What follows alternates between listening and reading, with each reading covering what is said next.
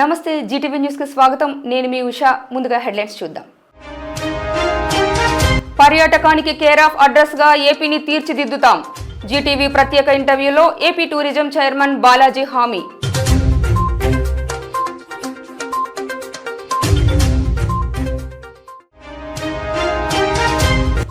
Mahatma Gandhi cancer ఆసుపత్రి ఆధ్వర్యంలో Visakha beach రోడ్లో అట్టహాసంగా జరిగిన క్యాన్సర్ పై అవగాహన ర్యాలీ. పాల్గొన్న ఎమ్మెల్యేలు గంటా శ్రీనివాస్, విష్ణుకుమార్ రాజులు.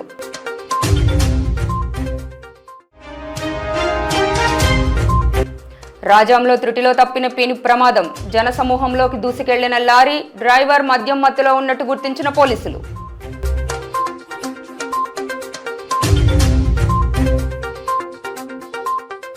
పర్యాటకాభివృద్ధి లక్ష్యంగా కూటమి ప్రభుత్వం అడుగులు ముందుకు వేస్తుందని, అందుకు తగిన నూతన ప్రణాళికలు సిద్ధంగా ఉన్నాయని, పర్యాటకంగా పెట్టుబడిదారులకు ప్రభుత్వం అన్ని విధాల సహాయ సహకారాలు అందిస్తుందంటున్న ఏపీ టూరిజం శాఖ చైర్మన్ బాలాజీతో మా ప్రతినిధి Prasad face to face. Andhra రాష్ట్రంలో పర్యాటకాన్ని పరుగులెత్తే దిశగా ఇటు కూటమి ప్రభుత్వం కృషి చేస్తుందని స్పష్టంగా అర్థమవుతోంది. ఎందుకంటే గత ప్రభుత్వ హయాంలో చూసుకుంటే కనుక జరిగినటువంటి పర్యాటక అభివృద్ధి ఏ విధంగా ఉంది, అదేవిధంగా కూటమి ప్రభుత్వం అధికారంలోకి వచ్చి 7 నెలల కాలంలో పర్యాటక అభివృద్ధికి సంబంధించి ఎటువంటి చర్యలు చేపడుతున్నారు, ఎటువంటి సమ్మిట్లు నిర్వహిస్తారనే విషయం అయితే ఈరోజు మనతో మాట్లాడడానికి అయితే కనుక ఏపీ టూరిజం చైర్మన్ బాలాజీ గారు మనతో ఉన్నారు. అడిగి తెలుసుకునే ప్రయత్నం చేద్దాం. బాలాజీ గారు నమస్కారం. వెల్కమ్ టు వైజాగ్ అండి. First of all thank you. అంటే కూటమి ప్రభుత్వం అధికారంలోకి వచ్చిన తర్వాత 7 నెలలు గడిచింది. 7 నెలల కాలంలో మీరు అధికారంలోకి వచ్చిన తర్వాత టూరిజం అభివృద్ధికి ఎటువంటి సోపానాలు వేస్తారు? ఇప్పుడు మీరు చూస్తూనే ఉన్నారు, చంద్రబాబు నాయుడు గారు ముఖ్యమంత్రి అయిన వెంటనే ఈ రాష్ట్రంలో టూరిజంని అభివృద్ధి చేయడానికి ఏదైతే గత 5 సంవత్సరాల్లో టూరిజం అనేటువంటిది సర్వనాశనం అయిపోయిన పరిస్థితి. వాళ్ళ అవసరాలకు వాడుకున్నారు తప్ప దాన్ని అభివృద్ధి చేయలేదు. ఒకవేళ 2019 మధ్య జరిగిన కొన్ని కార్యక్రమాలను కూడా కుంటుపడిచిన సందర్భం. లంబసింగిలో చూశాను, పిల్లల వరకు లేచింది, తర్వాత ప్రభుత్వం రాలేదు. వచ్చినటువంటి ఆ ప్రభుత్వం వైఎస్ఆర్ కాంగ్రెస్ ప్రభుత్వం అలాగే మొండిగోడల మధ్య ఉంచింది. అలాగే అరకులో 2 కోట్లతోటి స్టాల్స్ పెట్టున్నారు, రూములు మంచి బిల్డింగ్ రేటు, అది అట్నే ఆపరేషన్ లేకుండా వదిలేశారు. లేదా 2019-24 ముందు గవర్నమెంట్లో ఒక 150 కోట్ల పేరుతోటి రెనోవేషన్ యాక్టివిటీస్ చేయించారు. అవి నత్తనడక నడిచి ఆ నష్టాల ఊబిలో పడి ఆ రూములన్నీ కనీసం ఆపరేషన్లో లేనందువలన ఒక నష్టం, ఈ నిధులు ఎట్లంటే అటు చేసిన ఇంకొక నష్టం. అంటే ఒక విజన్ లేకుండా రాష్ట్ర పర్యాటక రంగం దెబ్బతీసినట్టు వైఎస్ఆర్ కాంగ్రెస్ పార్టీ ప్రభుత్వం. చంద్రబాబు నాయుడు గారు అధికారంలోకి వచ్చిన వెంటనే అనేక ఆటుపోట్ల మధ్య, అనేక కష్టాల మధ్య, అనేక దుర్మార్గాల మధ్య, అనేక అణచివేతల మధ్య ఈ రాష్ట్ర ప్రజలు ఒక ప్రజాస్వామ్య ప్రభుత్వాన్ని ఎన్నుకోవాలి, ఒక విజనరీ లీడర్ కావాలి, తిరిగి చంద్రబాబు నాయుడు గారు లాంటి ఒక విజనరీ లీడర్ ఉంటేనే రాష్ట్రం తిరిగి అభివృద్ధి చెందినటువంటి సత్సంకల్పంతో అనేక కష్ట నష్టాలు, అనేక ఉద్యమాలు చేసి, అనేక ఒత్తిడిని ఎదుర్కొని తిరిగి చంద్రబాబు నాయుడు గారిని ముఖ్యమంత్రిగా తీసుకొస్తే చంద్రబాబు నాయుడు గారు రాష్ట్ర అభివృద్ధితో పాటు పర్యాటక రంగ అభివృద్ధి చేయడానికి ఒక అద్భుతమైన టూరిజం పాలసీ తీసుకొచ్చారు. ఎప్పుడైతే టూరిజం పాలసీ రావడం జరిగిందో అనేక రాయితీలు, అనేక ఫెసిలిటీసు ఆ టూరిజం పాలసీలో ఉన్నాయో, అట్రాక్ట్ అయిన ఇన్వెస్టర్స్ కూడా టూరిజం డెవలప్మెంట్కి ఇన్వెస్ట్ చేయడానికి, తద్వారా ఇన్వెస్ట్ చేస్తే తమ ఇన్వెస్ట్మెంట్స్ కొంత సెక్యూరిటీ ఉంటుంది, లేదా భరోసా ఉంటుంది నమ్మకంతో రావడం కూడా జరిగింది. ఇప్పటికీ ఆ టూరిజం పాలసీ వచ్చిన తర్వాత 2 ఇన్వెస్ట్మెంట్ సదస్సులు కూడా నిర్వహించింది. ఒకటి అటు విజయవాడ, రెండవది నిన్న జరిగినటువంటి విశాఖపట్నం సమ్మిట్. సో ఈ మధ్యకాలంలో ఈ గ్యాప్లోనే విజయవాడ టు వైజాగ్ ఇక్కడికి వచ్చేసరికి నిన్న 8 మంది పెద్ద ఇన్వెస్టర్స్ వచ్చి 1217 కోట్ల రూపాయలు పెట్టుబడి పెట్టడానికి ఎంఓయూలు కావటం. ఒక 66 ఎకరాలు, 36 ఏకర్స్ గవర్నమెంట్ ల్యాండ్, ఒక 36 ఓన్ ల్యాండ్. ఈవెన్ సొంత భూముల్లో కూడా టూరిజం పర్మిషన్ తీసుకొని ఏదైనా టూరిస్ట్ యాక్టివిటీస్ చేస్తే, ఏదైనా రెస్టారెంట్స్, హోటల్స్, ఇక ఏదైనా రిక్రియేషన్ ఈ ఆర్గనైజేషన్స్ తీసుకొస్తే వాటికి కూడా టూరిజం ఆ బెనిఫిట్స్ ఇస్తుంది. కాబట్టి private investors to establish in their own lands ముందుకు రావడం జరిగింది. సో ఒక 1217 కోట్లు, ఒక 66 ఎకరాలు. అండ్ దెన్ నెక్స్ట్ నిన్న జరిగిన సమ్మిట్లో ఒక 100 మంది given their expression of interest. So ఈ స్టేట్లో టూరిజం అభివృద్ధి ముందుకు వెళ్తున్నదానికి ఇవన్నీ సంకేతాలు. ఒక పక్క మంత్రి గారు కావచ్చు, ముఖ్యమంత్రి గారి సహాయ సహకారాలతో, స్ఫూర్తితో, వారు ఇచ్చినటువంటి భరోసాతో మంత్రి and secretary, MD, myself as the chairman of the tourism corporation అందరం కలిసి ఆంధ్రప్రదేశ్లో టూరిజం అభివృద్ధికి గత ప్రభుత్వం చేసినటువంటి అనాలోచిత చర్యలు అయితే ఉన్నాయో, గతంలో టూరిజం కార్పొరేషన్లో జరిగినటువంటి అవినీతి అవకతవకలేండి వాటి మీద కూడా సమగ్రమైన దర్యాప్తు చేయించడానికి కూడా సిద్ధంగా ఉన్నాం. సార్ ఇప్పుడు టూరిజం అనేటువంటి ముసుగులో నాయకులు భూదోపిడీ చేస్తారన్నటువంటి నానుడైతే కనుక ప్రజల్లో బాగా పాతుకుపోయింది సార్. ఎందుకంటే టూరిజం పేరు చెప్తారు, అక్కడ నుంచి ఆ చుట్టుపక్కల ఉన్న ప్లాన్ అంతా కూడా భూములు కాజేస్తారన్నటువంటి ఒక నానుడైతే ప్రజల్లో ఉంది. దానికి మీ సమాధానం? ఈ ప్రభుత్వం అలాంటి సహించదు. ఎక్కడైనా మీరు ఈ టూరిజం ద్వారా భూమి దుర్మార్గంగా తీసుకున్నారు, దాని మీద కూడా ఎంక్వైరీ చేపిస్తున్నాం. నేనైతే ఏదైతే ముఖ్యమంత్రి గారు నన్ను పర్యాటక శాఖ అభివృద్ధి శాఖ చైర్మన్గా నియమించారో సెప్టెంబర్ 24న, అప్పటి నుంచి October, November, December and January, mid January ఈ 4 నెలల్లో అన్ని ప్రాంతాల్లో తిరిగాను. చాలా వరకు 70% తిరిగాను. ఎక్కడైనా అలాంటి దృష్టికి వచ్చినప్పుడు ఎవరన్నా భూ కబ్జాలు చేసి ఉంటే, మోసం చేసి ఉంటే వాటి మీద ఒక సమగ్ర విచారణ జరుపుతున్నాం. అలాంటి వాటి మీద చర్యలు జరుపుతాం. భవిష్యత్తులో తెలుగుదేశం పార్టీ, కూటమి ప్రభుత్వం అలాంటి చర్యలు సహించదు. చంద్రబాబు నాయుడు గారు అలాంటి యాక్సెప్ట్ చేసేటువంటి వ్యక్తి కాదు. ఆయన ట్రాన్స్పరెంట్గా ఉండాలి, ప్రజలకు జవాబుదారీగా ఉండాలన్నటువంటి ప్రభుత్వాన్ని ఏర్పరిచారు. ఆ దశగా ఆయన ప్రయాణం చేస్తున్నారు. అలాంటి ఏదైనా మీ దృష్టికి వచ్చినా మా దృష్టికి తెస్తే వెంటనే దాని మీద చర్యలు తీసుకుంటానికి ప్రయత్నం చేస్తాం. అదే సమయంలో ఈ ప్రాంతంలో ఉన్నటువంటి మా శాసనసభ్యులు, కూటమి ప్రభుత్వంకి సంబంధించిన వాళ్ళందరూ సహాయక సహకారాలు తీసుకొని ఇంకా ల్యాండ్ పూలింగ్ చేయడానికి డిస్ట్రిక్ట్ కలెక్టర్స్ అండ్ మా శాసనసభ్యుల యొక్క ఆలోచనలకు అనుగుణంగా తీసుకొని ఇక్కడ ఎక్కువ ల్యాండ్ పూలింగ్ చేసి ఇంకా మోర్ రిసార్ట్స్ అండ్ బీచెస్ ఇవన్నీ తీసుకురావడానికి చంద్రబాబు నాయుడు ఆలోచనకు విధానంగా కనుక పర్యాటక శాఖ కృషి చేస్తుంది. చాలా ముందడుగు, ఇది రెండో ముందడుగు. ఒకటి పాలసీ రావటం, విజయవాడ సదస్సు, నెక్స్ట్ విశాఖపట్నం సదస్సు, ఇవన్నీ కూడా how can it is useful to promote a tourism development in Andhra Pradesh. సువిశాల సాగర తీరం కలిగినటువంటి విశాఖలో క్రూజ్ షిప్ కోసం చాలామంది వెయిట్ చేస్తున్నారు సార్. అంటే ఎప్పుడెప్పుడు క్రూజ్ షిప్లో ప్రయాణం చేద్దామా అని ఉద్దేశిస్తుంది. దాని గురించి కూడా ప్రజల్లో చిన్న సందేహం ఉందన్నమాట. వచ్చిన వాళ్ళు సామాన్యులు లేదంటే సంపన్నుల వరకు కూడా అందుబాటులో ఉండే అవకాశం ఉంది. తప్పకుండా ఉంటుంది. అందరికీ అందుబాటులో ఉండాలి. ఒక వర్గాన్ని దృష్టిలో పెట్టుకుంటే కుదరదు. పేద ప్రజలు, మిడిల్ క్లాస్ పీపుల్ ఎవరైతే కొంచెం ఆనందాలని పంచుకోవాలనుకుంటున్నారో, అందుకోవాలనుకుంటున్నారో వారికి కూడా అందుబాటులో విధంగా ప్రమోట్ చేస్తాం. దాంట్లో ఎటువంటి మినహాయింపు లేదు. మీరు చెప్పినట్టు క్రూజ్ షిప్స్ కూడా ఈ త్వరలోనే వచ్చే అవకాశం కూడా ఉందని తెలియజేస్తున్నాను. ఋషికొండ ప్రాంతంలో నిర్మించినటువంటి గత ప్రభుత్వ హయాంలో నిర్మించినటువంటి భారీ భవనాన్ని ఏ విధంగా టూరిజం శాఖ హ్యాండ్ ఓవర్ చేసుకోబోతుంది? దాంట్లో ఏం పెట్టాలని ఆలోచన ఏమైనా ఉందా? అయితే ఇంతవరకు ఏమో క్లారిటీ లేదు. ప్రభుత్వం చంద్రబాబు నాయుడు గారి ఆయన ఆదేశాల కోసం ఎదురు చూస్తుంటాం. ఎందుకంటే పెద్ద విషయం అది. రాష్ట్రాన్ని 500 కోట్లు అంటే ఒక మంచి ప్రాజెక్ట్ తీసుకొచ్చి ఎన్నో వందల మందికి ఎంప్లాయ్మెంట్ చేయొచ్చు. 500 కోట్లు 500 కోట్లు అనుకుంటున్నారు. 500 కోట్లు కాదు, అది 800 కోట్ల రూపాయలు ధ్వంసం చేశాడు. అక్కడ ఉండేటువంటి రూములు పడగొట్టి నెలకి ప్రతిరోజు నెలకు 1 కోటి రూపాయలు వచ్చే ఆదాయాన్ని, 200 కోట్ల రూపాయల ఆస్తిని, ఒక నెలకు వచ్చే ఆదాయాన్ని, ఇవన్నీ తర్వాత మొత్తం 300, 500, 800 crores ప్రాపర్టీ డబ్బుల్ని దుర్వినియోగం చేసినట్టు జగన్మోహన్ రెడ్డి గారు. అందరూ 500 కోట్లు రుచికొండ కాదు. నా ఆలోచన అయితే 800 కోట్ల రూపాయలు, 200 కోట్ల రూపాయల ప్రాపర్టీని డెమాలిష్ చేసినట్టు వ్యక్తి. తద్వారా నెలకు వచ్చే 1 కోటి రూపాయలని ఈ 4 సంవత్సరాలు చూడండి. సో 800 crores నాశనం చేశాడు. మరి దాన్ని ఏం చేయాలి? ఎందుకంటే నేను కూడా చూశానండి. అదేం చేయడానికి అర్థం కాదు. వాడు శిలాఫలకలు వేసుకుని ఆయనకేదో ప్రిన్స్ బ్రిటిష్ రాజుల వ్యవస్థలాగా ఉంది తప్ప ఒక ప్రజా పరిపాలకుడు, ప్రజల ద్వారా ఎన్నికైనటువంటి వ్యక్తి.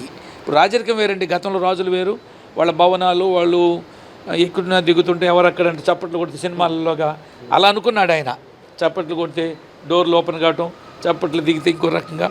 అది చూస్తే రోమ్ తగలబడుతుంటే నీరో చక్రవర్తి ఫీడోలు వాయించుకున్నట్లుగా ఉందా తప్ప ప్రజల ద్వారా ఎన్నుకోబడి ప్రజలకు జవాబుదారీగా ఉండాలనే ముఖ్యమంత్రిలాగా కాకుండా ఒక అరాచక వ్యక్తి తన మనసులో ఉన్నటువంటి ఏదైతే కోరికలు ఉన్నాయో ఇప్పుడు సినిమాలో చూపిస్తారు రాక్షసులకు వాళ్ళకు ఉన్నట్టు ప్రవృత్తి, వాళ్ళ మనసు ఎట్టుంటుందో ఒక విశృంఖలత్వంగా అది ఆయన బయట పెట్టుకున్నాడు తప్ప పరిపాలకుని నేను చూసాను. జిల్లా పరిషత్ చైర్మన్ పనిచేశాను, అంతకుముందు కార్పొరేషన్ చేయమని. అంతకుముందు మన ప్రతిపక్షంలోనూ బయట ఉంటే మాట్లాడటం వేరండి. ఒకసారి ఈ SIT in that chair as a responsible person ప్రతి రూపాయి లెక్క కనపడుద్ది. ఎలాంటి వాళ్ళు ఖర్చు పెట్టని కుదరదు.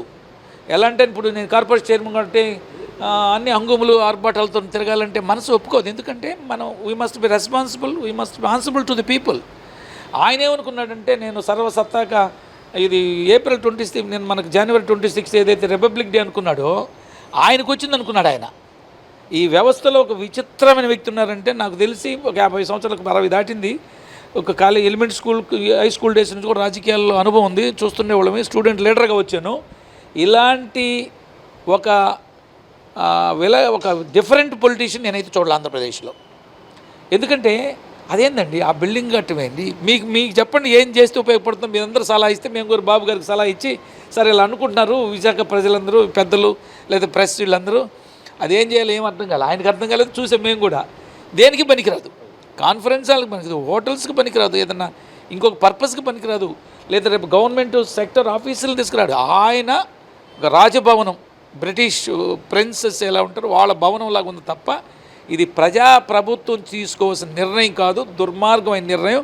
అది జగన్మోహన్ రెడ్డి అదొక అతపాతాళానికి తొక్కివేయటంలో ఆ ఋషికొండ బీచ్ కూడా ప్రధాన కారకం. ఒకటి ప్రజావేదికను కూలగొట్టడం, నంబర్ 1 ఆయన టెన్యూర్ ముఖ్యమంత్రి అయిన వెంటనే తీసుకున్నటువంటి ఒక అనాలోచితమైనటువంటి ఒక ధ్వంసమైన ఆలోచన ఏదైతే డిస్ట్రక్షన్ నేచరు, అది 2 ఋషికొండ, 3 చంద్రబాబు నాయుడు గారిని 53 రోజులు జైల్లో పెట్టడం, మిగతా తెలుగుదేశం పార్టీని జైల్లో పెట్టడానికి చూడటం, అదే పవన్ కళ్యాణ్ లాంటి నాయకులను కూడా వాళ్ళు స్వేచ్ఛగా ప్రజాందోళన చేయడానికి కూడా సాధించలేనటువంటి దుర్మార్గం. ఇవన్నీ కలిపి వీళ్ళందరినీ తొక్కేయాలనుకుంటే జనం అందరూ ఆయన తొక్కేశారు. అది. Thank you. ముఖ్యంగా ఆంధ్ర రాష్ట్రంలో పర్యాటకం అంటే అందరికీ ముందుగా గుర్తొచ్చేది అరకు, లంబసింగి ప్రాంతాలు సార్. ఆ ప్రాంతాల అభివృద్ధికి ఎటువంటి సోపానం లేదు సార్? నెక్స్ట్ లంబసింగిని కొన్ని వేరే పథకాల ద్వారా ఒక 50 కోట్లు ఆ పై చిలుకు పెట్టేసి దాన్ని ప్రమోట్ చేయడానికి ఒక ఆలోచన జరుగుతుంది. లంబసింగి, అరకు, ఎందుకంటే ఆంధ్రప్రదేశ్లో 2-3 పెద్ద ఎలివేటెడ్ ప్రజలు attracted properties Lambasingi, Araku and Horsley hills, అలాగే సూర్యలంక కూడా అద్భుతమైనటువంటిది. ఇవన్నిటిని కూడా కని వినిగని రైతులు ఆంధ్రప్రదేశ్లో టూరిజం అభివృద్ధిని ముందుకు తీసుకెళ్తాం. మంచి రిజార్ట్స్ తయారవుతాయి. ఇక్కడ ఉండేటువంటి మా నాయకులు, శాసనసభ్యులు, మంత్రులు వారందరూ సహకారం తీసుకొని వాళ్ళ ఆలోచన తీసుకొని ఇంకా పర్యాటక అభివృద్ధిని ముందుకు తీసుకెళ్తే కృషి చేస్తాం. త్వరలోనే మా టూరిజం శాఖ నుంచి కూడా ఆల్ ఎమ్మెల్యేస్, ఎమ్మెల్సీస్ ఇక్కడ నాయకులు ఎవరున్నో వాళ్ళతో సమావేశమయ్యి వాళ్ళ ఆలోచనలు తీసుకొని టూరిజం ఎలా ముందుకు తీసుకెళ్ళవచ్చో వాళ్ళ సలహా సంప్రదింపులకు ముందుకు నడుస్తామని మీ ద్వారా తెలియజేస్తున్నారు. సార్ ఇంకొక ప్రశ్న సార్, ఏదైనా గిరిజన ప్రాంతానికి వెళ్ళినటువంటి ఒక పర్యాటకుడిని కానీ మీరు కానీ ప్రశ్నిస్తే ముందుగా ఆయన చెప్పేది రోడ్లు అస్తవ్యస్తంగా ఉన్నాయి, ఈ ఒక్కసారి తప్ప రెండోసారి మళ్ళీ ఆ ప్రాంతానికి వెళ్ళను అనే మాట మాత్రం ప్రతి ఒక్క పర్యాటకుని నోటి వస్తుంది సార్. అసలు రోడ్లు ఎప్పుడు మెరుగుపడే అవకాశం? త్వరలోనే ఆ పథకం తీసుకుంటున్నారు బాబు గారు. రోడ్లు చెప్తున్నారు కదా, ఈ మధ్య కూడా నిన్న కూడా రోడ్లకు కొన్ని వేల కోట్ల రూపాయలు కేటాయించేటువంటి పరిస్థితి. డెఫినెట్గా టూరిజం అభివృద్ధి చెందాలంటే కమ్యూనికేషన్ ఉండాలి, రోడ్ ట్రాన్స్పోర్ట్ ఉండాలి. ఫస్ట్ బేసిక్ అమ్యూనిటీస్లో మొట్టమొదటి పాత్ర రోడ్స్. అది జరుగుతుంది. దానికి ప్రపోజల్స్ కూడా బాబు గారి దృష్టికి ఎక్కడెక్కడ లోపాలు ఉన్నాయో, ఎక్కడెక్కడ చేస్తే బాగుంటుందో వారి దృష్టికి, ఎందుకంటే సెక్రటరీ గారు కూడా, టూరిజం సెక్రటరీ గారు కూడా అజయ్ జైన్ గారు కూడా మంచి విజన్ ఉంది. ఆయనే నాకు టూరిజం శాఖ అంటే చాలా కోరిక ఉందని చెప్పడం కూడా జరిగింది. అలాంటి వ్యక్తి గారికి వచ్చిన వారి ద్వారా మాకున్నటువంటి యాక్సెసిబిలిటీ కాబట్టి అధికారుల ద్వారా కూడా ముఖ్యమంత్రి గారితో డిస్కస్ చేసి ఆ విధమైన మీరు చెప్పినట్టు విధంగా ట్రైబల్ ఏరియాస్లో, ఎందుకంటే ఇక్కడ చేయాలా, ట్రైబల్ పీపుల్ అమాయకులు, చాలా లో ఆర్థికమైన వసతులు, అలాంటి ప్రాంతాలు ఇదన్నీ డెవలప్ అయితే ఎంప్లాయ్మెంట్ జనరేట్ అవుతుంది, వాళ్ళ ఆర్థిక స్థితిగతులు పెరుగుతాయి.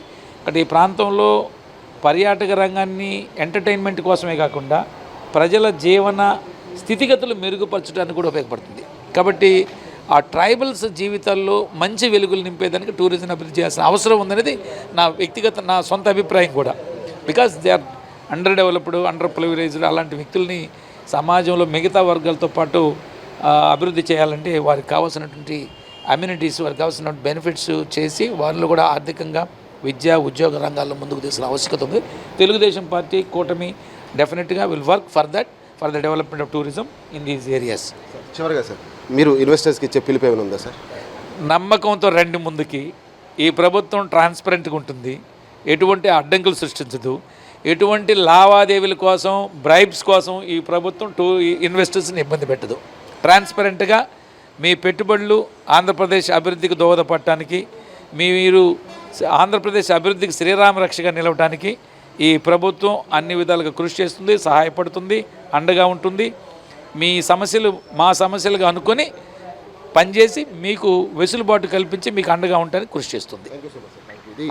ఇది బాలాజీకి సంబంధించినటువంటి అంతరంగం అయితే చూస్తే కనుక రానున్న 4.5 సంవత్సరాల్లో కూడా టూరిజంని ఒక బాటలో తీసుకొచ్చి గత ప్రభుత్వం చేసినటువంటి తప్పుదాలు ఏది కూడా చేయకుండా పెట్టుబడిదారులకు నిరంతరం అండగా ఉంటాను, అదేవిధంగా పర్యాటక అభివృద్ధికి మాత్రం పెద్ద సోపానం వేస్తాను, గిరిజన ప్రాంతాలతో పాటుగా దిగువ ప్రాంతాలన్నింటినీ కూడా అభివృద్ధి చేసి తీరుదామని చెప్పి ఈరోజు బాలాజీ గారు చెప్తున్న నేపథ్యం కనిపిస్తుంది. కెమెరామెన్ సూర్యబాబుతో ప్రసాద్, జీటీవీ న్యూస్, విశాఖపట్నం నుంచి.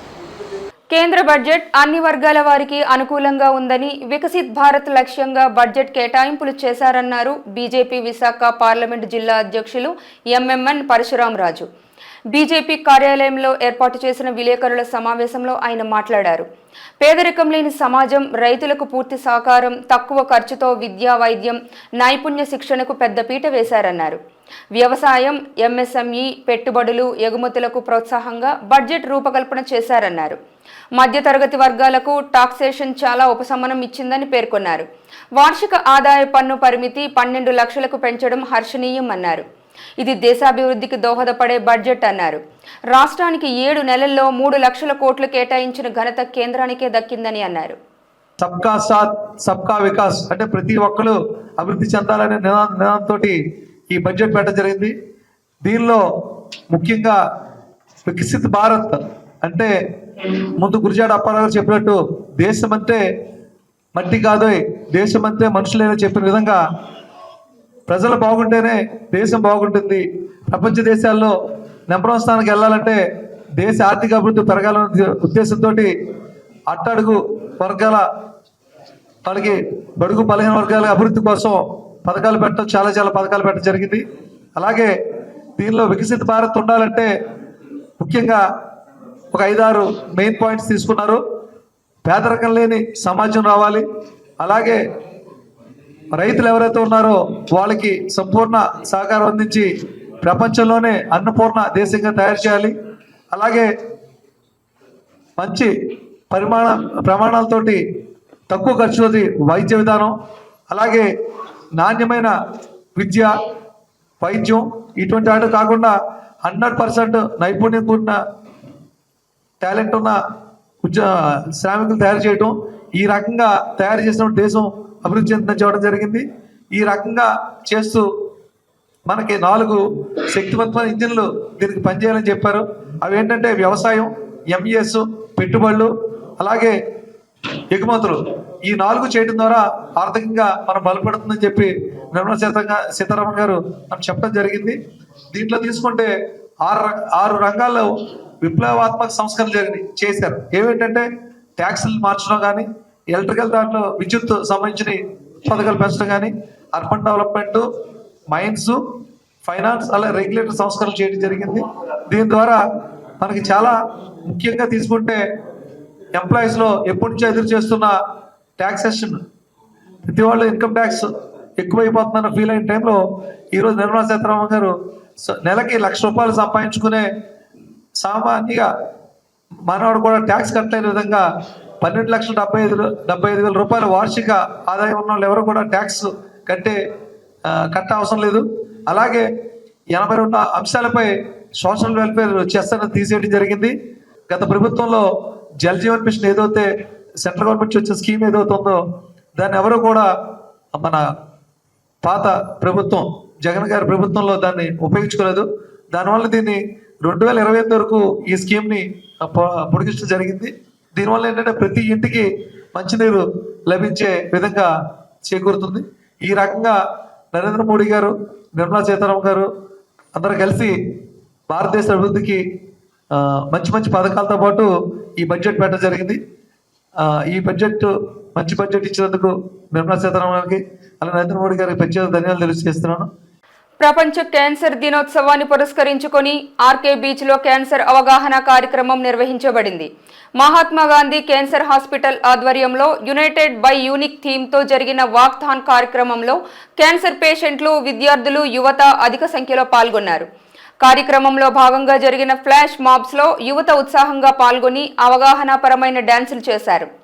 సుమారు 3,000 మందితో ఆర్కే బీచ్లోని కాళీమాత ఆలయం నుండి వైఎంసీఏ వరకు వాక్థాన్ జరిగింది. వాక్థాన్కి ముఖ్య అతిథులుగా ఎమ్మెల్యేలు విష్ణుకుమార్ రాజు, గంటా శ్రీనివాసులు విచ్చేశారు.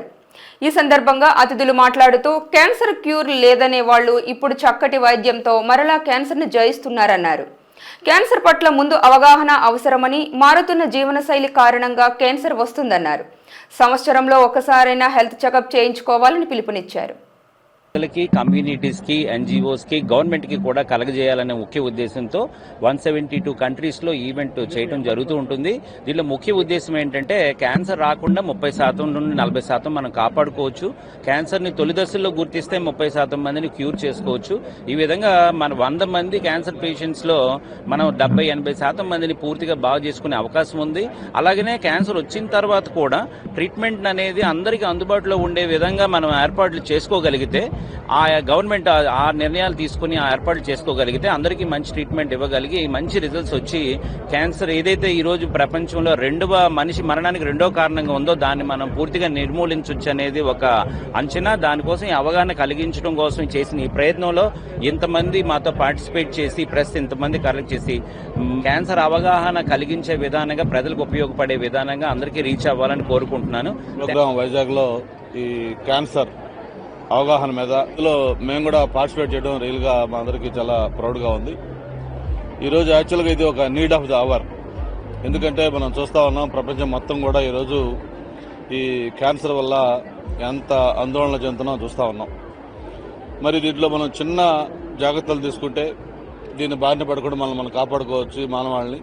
దానికి సంబంధించి ప్రజల్లో ఒక అవగాహన తేవడం కోసం ఈరోజు ఈ ర్యాలీ ఇక్కడ మారథాన్ లాంటిది అందరూ డాక్టర్స్, ప్రత్యేకించి మురళీకృష్ణ గారు ఆధ్వర్యంలో వీళ్ళందరూ కలిపి ఇది ఆర్గనైజ్ చేయడం, ఇందులో వేలాది మంది పార్టిసిపేట్ చేయడం, చాలా చక్కగా ఈ ప్రోగ్రాం కూడా ఆర్గనైజ్ చేయడం జరిగింది.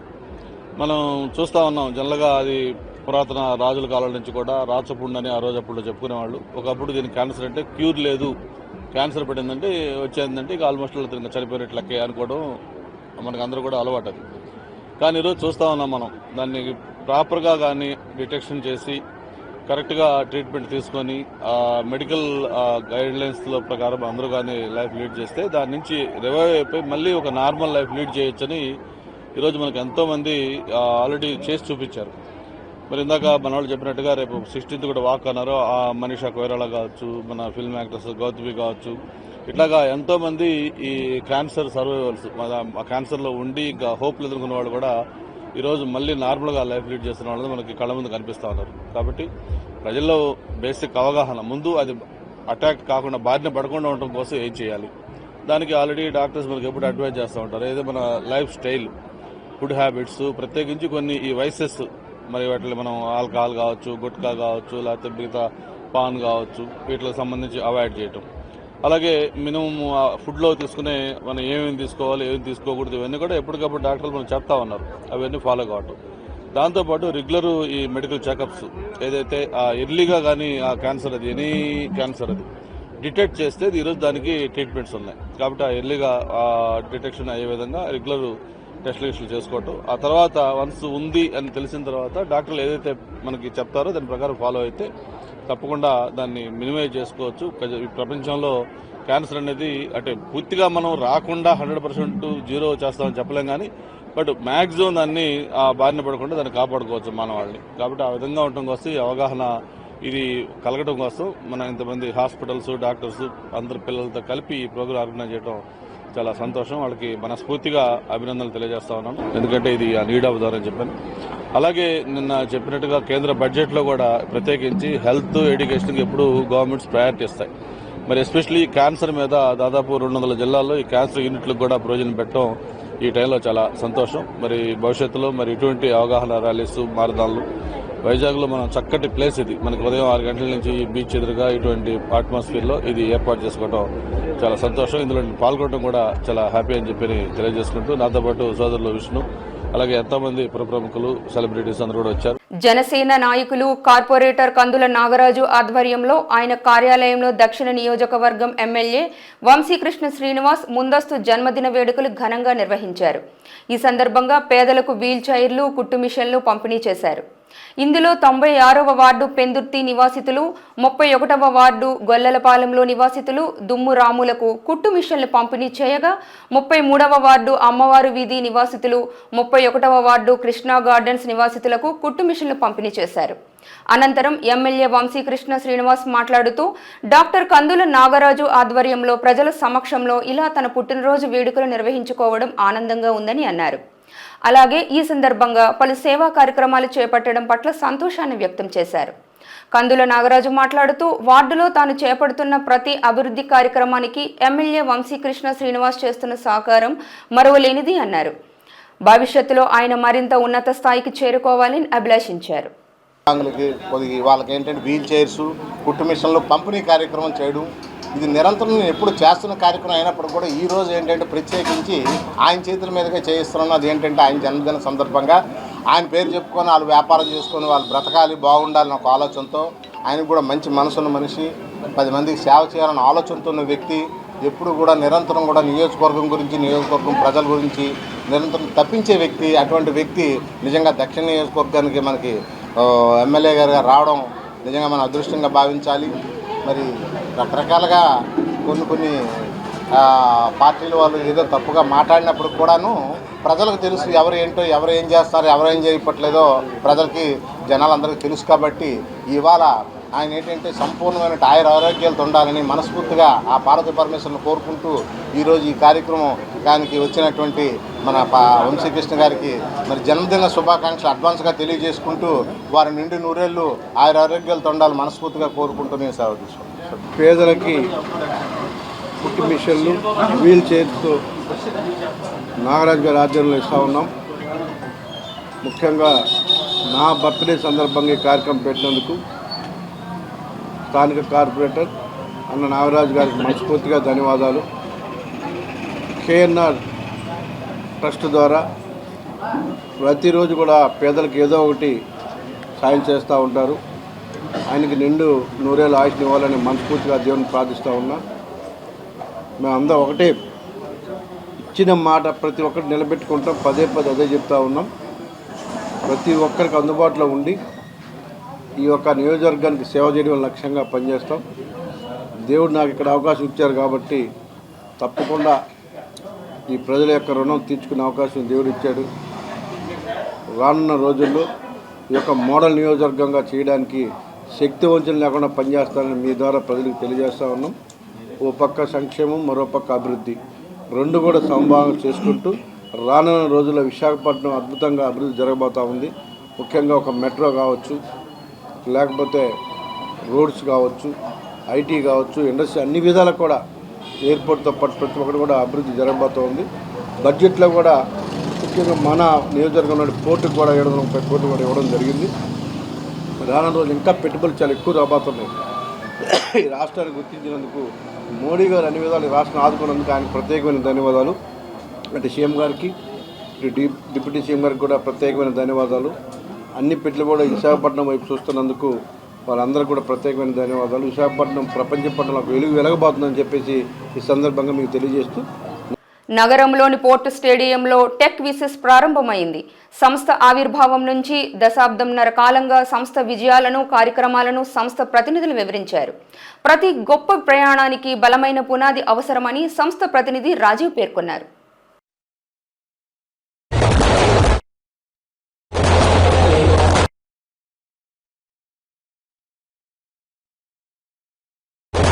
వైజాగ్ కూడా చాలా ఆపర్చునిటీ ఉందండి. జనాలు ఇంటెలిజెంట్గా పనిచేస్తారు, ప్రోగ్రెసివ్ ఉన్నారు, ఫార్వర్డ్ థింకింగ్ ఉన్నారు.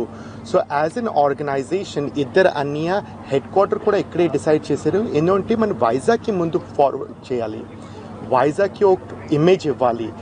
People are intelligent, hard working, they think forward. So మా కలెక్టివ్గా ఏం డిసైడ్ చేసారంటే ఎప్పుడు ఊర్జా హోస్ట్ చేసినా వైజాగ్లోనే హోస్ట్ చేస్తాము, వేరే సిటీస్లో హోస్ట్ చేయము. సో అందుకే మనం వైజాగ్లో హోస్ట్ చేస్తామండి. ఎందుకంటే మాకు కూడా ఇది పుట్టింది పెరిగింది ఇక్కడే. సో మాకు కూడా ఒక సాఫ్ట్ ఫీలింగ్ ఉంది, మా ఎంప్లాయీస్ వాళ్ళకి సాఫ్ట్ ఫీలింగ్ ఉంది, మీరు అందరికీ ఒక సాఫ్ట్ ఫీలింగ్ ఉంది. సో చాలా మనకి వైజాగ్ అంటే క్లోజ్ ఫీలింగ్ అండి. ఇది మన ఊర్జా ఫెస్ట్ మన ఎంప్లాయీస్, మన క్లయింట్స్, మన ఫ్రెండ్స్, ఫ్యామిలీ కోసం చేస్తాం ఇది ఎవ్రీ ఇయర్. అండ్ మొత్తం ప్రపంచం నుంచి అందరూ వస్తారు ఇక్కడ ఒక మంచి టైం స్పెండ్ చేయడానికి, మంచి ఈవినింగ్ స్పెండ్ చేయడానికి. ట్రై చేస్తున్నాం అంటే ఇంకా బిజినెస్ని ఎలా ఎక్స్పాండ్ చేద్దాం, ఎలా ఎంప్లాయ్మెంట్ ఎక్కువ ఇద్దామని, అదే మా ఎవ్రీడే టార్గెట్ ఉంటుంది. సో మనం ఇప్పుడు 7 కంట్రీస్లో ఆపరేట్ చేస్తున్నాం అంది. దాదాపు 17 ఆఫీసెస్ ఉన్నాయి. మాది 2000 మంది పనిచేస్తున్నారు మొత్తం సంస్థలో. సో ఏంటంటే సపోర్ట్ చేశారు, దానివల్ల ఏంటంటే కంపెనీ గ్రో అయింది. అండ్ ఫర్ అస్ ఏంటంటే వైజాగ్ ఎప్పుడైనా special, and it's a special place. And the intention ఈస్కి ఒకరోజు ఏంటంటే 10,000 మంది ఇక్కడ జాబ్ చేయాలి. Part of the TechWising family for the past 9 years. I've watched them grow from just a fraction of the size that they are now, and not just in size, but in the service offerings that they're providing, the growth, their global footprint, and I've been proud to be a part of that entire journey. I'm also proud to be supporting them in all of their community initiatives. You've heard a lot about the accolades from all of the business achievements that they've done, but one of the things I'm most proud of is all that they do for the communities that they're a part of. And so I think for that, I just admire so much of what they do and who they are, and I'm proud to be part of their family. మనకి technology పెరిగే కొంది పాపం మన విశాఖపట్నంలో ఇంతమంది ఉద్యోగాలు లేక అవస్థపడుతుంటే వీళ్ళందరికీ కూడా ఒక విధంగా ఉద్యోగాలు కల్పించి వాళ్ళకి అన్ని విధాల తోడ్పాటు ఎవ్రీ ఇయర్ అది గ్రోత్ పెరుగుతుంది కాబట్టి ఇది మన అందరికి కూడా చాలా శుభోదయం. I'm all the way from Florida in the USA, originally from the UK. Could not be more excited to be here. Thank you to the brothers for inviting me, and it's my second time being here. And a lot of people use that phrase, the brothers. So what I've got to tell you, TechWising aren't just famous in Vizag; they're famous around the world. If you're in the US and you mention the brothers, people know exactly who you're talking about. It. So well done to you. Vizianagaram జిల్లా రాజాం ప్రధాన రహదారి అంబేద్కర్ జంక్షన్లో మద్యం మత్తులో ఓ lorry driver wrong రూట్లోకి చొరబడడంతో పెను ప్రమాదం తప్పింది. తప్పతాగి లారీని అతి వేగంగా నడపడమే కాక జన సమూహం వైపు తీసుకురావడంతో అంతా అవాక్కయ్యారు. ఆ దృశ్యాన్ని చూసిన వారితో సహా రోడ్లపై ప్రయాణించే వాహనదారులు, పాదచారులకు పెను ప్రమాదం తప్పింది. దీంతో అందరూ ఊపిరి పీల్చుకున్నారు. స్థానికులు ఆ తాగుబోతు లారీ డ్రైవర్కు దేహశుద్ధి చేసి పోలీస్ స్టేషన్కు అప్పగించారు. దీంతో పోలీసులు కేసు నమోదు చేశారు. రోడ్డుపై అడ్డంగా నిలిచిన లారీని జేసీబీ సహాయంతో పక్కకు నెట్టి ట్రాఫిక్ని క్లియర్ చేశారు పోలీసులు.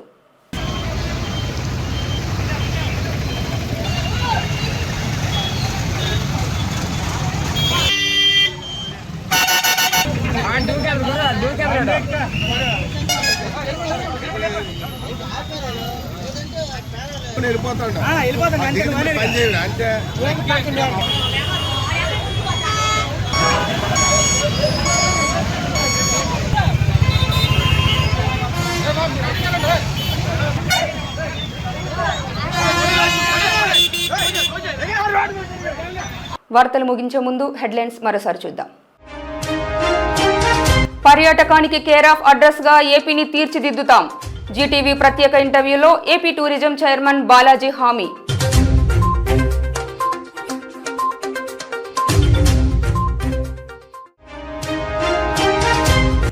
మహాత్మా గాంధీ క్యాన్సర్ ఆసుపత్రి ఆధ్వర్యంలో విశాఖ బీచ్ రోడ్లో అట్టహాసంగా జరిగిన క్యాన్సర్పై అవగాహన ర్యాలీ.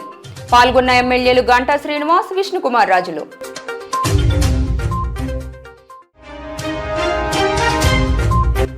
రాజాంలో త్రుటిలో తప్పిన పెను ప్రమాదం. జనసమూహంలోకి దూసుకెళ్లిన లారీ డ్రైవర్ మద్యం మత్తులో ఉన్నట్టు గుర్తించిన పోలీసులు.